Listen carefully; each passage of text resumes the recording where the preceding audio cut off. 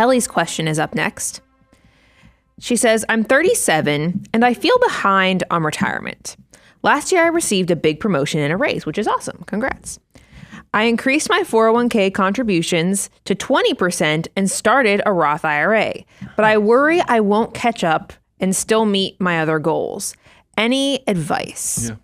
Well, why? My question would be, why? How have you assessed, how have you triaged that you are behind and that you won't catch up? Because Kelly, let me tell you, 37 is young. It is not old, not even almost, not even close to being old. Like, that's just a wonderfully young age for you to be. And you have nothing but opportunity ahead of you. And you just said, I'm putting 20% in my 401k and I started a Roth IRA. So I would be curious, have you gone out to moneyguy.com/resource? Have you played with the wealth multiplier tool just to say, okay, based on what I've saved up to this point, what am I on track for? Like, what will just the money that I have up until today turn into? And then based on the money I'm saving right now, what will those dollars turn into by the time I get to retirement?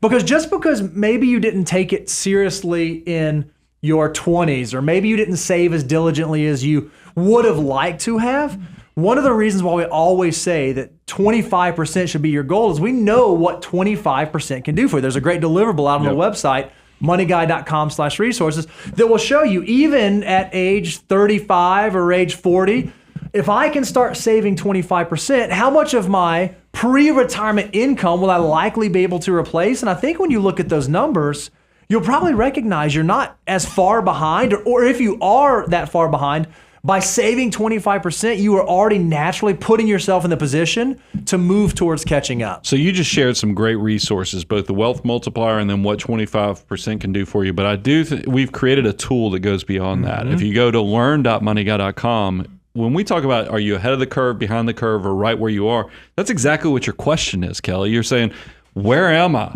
Is somebody going to be able to tell me where I am? And maybe you're not at the point you feel like you need a financial planner yet. That's why we actually created the Know Your Number course, is because this is going to allow you. I've always, when Bo and I brainstormed this course, there was a commercial from an investment company many years ago where everybody walked around in front of elevators, in front of park benches, and they all had their number above their head. Number floating above. So that way you could look at what you saved and invested at this point at age 37 and know where the number is, and then know on a monthly basis, am I saving enough to get there, or do I need to, because I feel like I'm behind, I need to overfund my retirement just to catch back up where I am? You're not going to be able to do that unless you actually create the plan and do the work. And that's why we actually did create this tool and the course of Know Your Numbers. So go check it out at learn.moneyguy.com.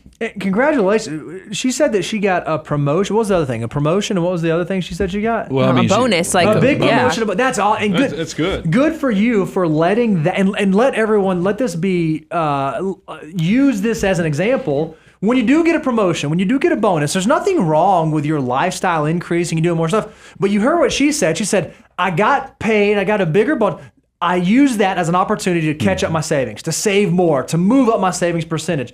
If you can do that all throughout your career, man, it gets real exciting. That's the mindset of a financial mutant. That's right. It really is. And that's what, because you'll start wondering, people don't realize these small decisions you make as a financial mutant, but down the road when they say, how did you get so wealthy?